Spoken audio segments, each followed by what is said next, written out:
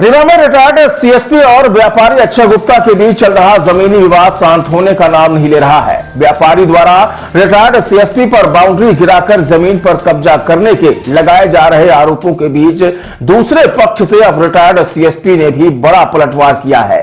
उन्होंने अपने ऊपर लगे आरोपों को न सिर्फ निराधार बताया बल्कि विवाद की असल वजह का खुलासा भी किया है। देखिए, बाउंड्री वाल न गिरी है न गिराई गई है। बाउंड्री वाल वहाँ थी ही नहीं, छोटी सी बाउंड्री वाल हमारी थी जो, और वो बरसात में गिर गई थी। अब यह बाउंड्री वाल बनाने का था कि बाउंड्री वाल आगे से बनाई, कहाँ से हम लोग बनाए। इसी बात को लेकर के ये हुआ कि पहले नाप जोख हो जाए। तो सीमांकन के लिए हमने आवेदन दिया, वो सीमांकन नहीं कराना चाहते। तो बाउंड्री वाल तब बनाना चाहते हम लोग, मतलब हम, कि जब वो सीमांकन क्लियर हो जाए। आज सीमांकन के लिए पूरी टीम आई, बैठी रही। सीमांकन नहीं कराना चाहते हैं और ना ही विवाद को सुलझाना चाहते हैं। हमारी तरफ से कोई विवाद नहीं है, ना हमने बाउंड्री गिराई है। अभी ये पता लगा है कि उनके आपस में विवाद है, कमलेश अक्षय गुप्ता इनके विवाद है। कई बार हमसे बोल चुके हैं, साहब हम लोगों का विवाद है, हम इसको साफ करा लें। हमने साफ करा लीजिए।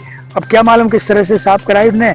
और कहते जब हमारी कोई जमीन ही नहीं है, कमलेश गुप्ता का अक्षय गुप्ता इनका विवाद है, आपस में विवाद है। तो वो आदमी वहाँ भेज करके सफाई कराते रहते हैं, तोड़वाते रहते हैं, गिरवाते रहते हैं। लेकिन सीमांकन की जब आता है तो सब लोग इकट्ठे हैं, बोले सीमांकन नहीं होना है यहाँ से, और हम अपनी बाउंड्री वहीं से बनाना चाहते हैं जहाँ से हमारी जमीन हो। बाउंड्री वॉल के बाद ये मामला हाईलाइट आया है। कब से आपके पास कब्जा है? ये मामला कब से इस तरीके से चल रहा है? ये कब्जा, क्या मामला कोर्ट में भी? नहीं, कोर्ट में कोई मामला नहीं है। हम लोग आपस में, वो कमलेश ही आता था, वो कोई नहीं आते थे। वो कहते थे कि साहब आपस में समझ लेंगे और जहाँ आपकी जमीन होगी आप आगे बढ़ जाएंगे, या जहाँ से होगा वो कर लेंगे। तो ये चलता रहा, 3-4 साल से मौखिक बातें चलती रही। लेकिन अब जब हमने कहा नहीं भाई हमको बनाना है, अपनी बाउंड्री वाल बनाना है, तब बोले कि नहीं साहब। फिर उन्होंने बाउंड्री वाल गिराने का नया पैटर्न शुरू कर दिया।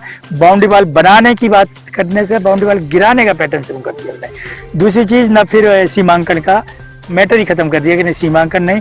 और जब फिर अभी 6 तारीख को यहाँ आए तो हमारे नौकर थे, हरजन आदिवासी यहाँ नीचे काम कर रहे थे, उनको दौड़ा करके मारा, दौड़ा करके उनके साथ बेइज्जती की, और कट्टा बंदूक सब लेके आए। पुलिस वालों ने देखा कि बंदूक क्यों लेके आए, कुछ लोग बंदूक लेके आए, कट्टा लेके आए, कट्टा दिखाया। हरजन आदिवासी उनको बहुत बुरी गालियाँ दी, लेकिन बेचारे वो भाग गया बेचारे।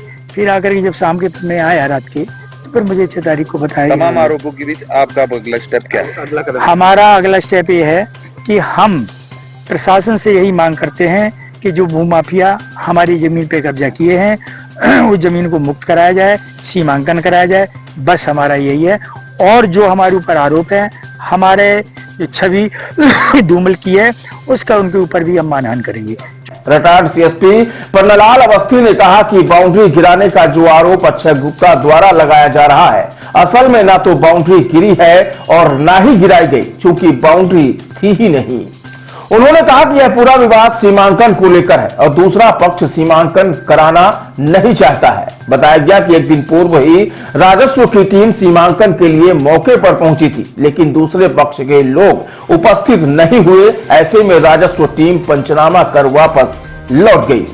रिटायर्ड सीएसपी का आरोप है कि भूमाफियाओं ने उल्टा उनकी जमीन पर कब्जा कर रखा है। ऐसे में उनके द्वारा सीमांकन के लिए आवेदन भी प्रस्तुत किया गया है, लेकिन सीमांकन न हो इसके लिए अब मामले को बाउंड्री वाल गिराने से जोड़ दिया गया है।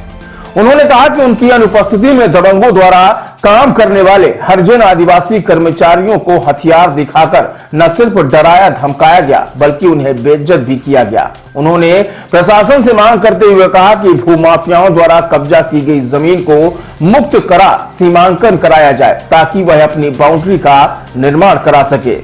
इतना ही नहीं, रिटायर्ड सीएसपी ने छवि को धूमिल करने का भी आरोप लगाया है, जिस पर उन्होंने मानहानि का भी केस करने की बात कही है। देखिए, सच्चाई ये है कि हम लोग चौराटा में हमारा घर है, ठीक है। खसरा नंबर है 186 और 187।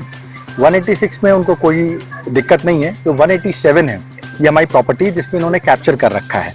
अब इन्होंने टॉपिक सोचा कि जो कब्जा रखा है इन्होंने, यहाँ पर बाउंड्री बना रखी है, स्कूल बना रखा है, तो ये सोच रहे हैं कि उस चीज़ों को टॉपिक पर डिस्कस ना हो, तो इन्होंने एक नया टॉपिक छेड़ दिया कि हमारी यहाँ पर बाउंड्री गिर गई, जबकि ऐसा कुछ भी नहीं है। इन्होंने 187 जो आप आज की डेट में Madhya Pradesh state electronics limited ने एक ऐप लॉन्च किया है। प्रधानमंत्री नरेंद्र मोदी के टाइम पर अब भूमाफियाओं की जगह तो है नहीं, तो उन्होंने एक ऐप लॉन्च किया MP किसान ऐप। आप चाहें आप लोग सब अपने मोबाइल पे डाउनलोड कर सकते हैं।